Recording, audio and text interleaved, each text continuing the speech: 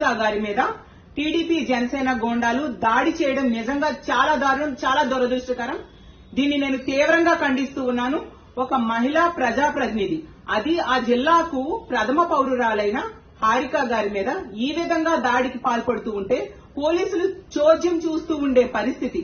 అసలు ముఖ్యమంత్రి గారు, డిప్యూటీ సీఎం గారు, ఒక మహిళా హోంమంత్రి గారు ఇంత సంఘటన జరిగితే ఏం చేస్తూ ఉన్నారు? ఎంత దారుణం!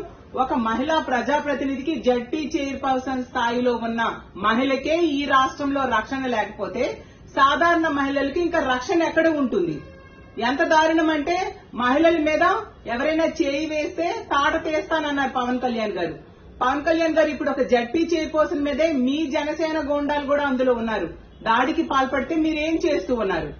ముఖ్యమంత్రి గారు అన్నారు, మహిళల మీద ఎవరైనా చేయి వేస్తే అదే వాళ్ళకి చివరి రోజు అన్నారు.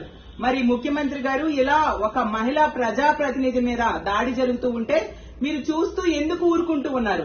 మహిళా హోం మంత్రి అయ్యుండి కూడా ఏం చేస్తున్నారు మీరు? ఎంత దారుణమా అంటే, రెడ్ బుక్ రాజ్యాంగం అమలు దాని మీదే శ్రద్ధ ఉంది. అందులో భాగంగా ప్రజాస్వామ్యాన్ని కూనీ చేయడానికి ఎవరైనా తమ వాయిస్ ని వినిపించాలి అంటే వాళ్ళని అణిచివేయడంలో భాగంగా ఈ విధంగా ఒక మహిళని కూడా చూడకుండా ఆవిడ మీద దాడికి పాల్పడడం ఎంతవరకు సమంజసం? ఇలాంటి సంఘటనలు పదే పదే రిపీట్ అవుతూ ఉన్నాయి. దీన్ని ప్రజలు చూస్తూ ఊరుకోరు. ఖచ్చితంగా మీకు తగిన బుద్ధి చెప్పే రోజులు తొందరలోనే వస్తాయని తెలియజేస్తూ ఉన్నాను.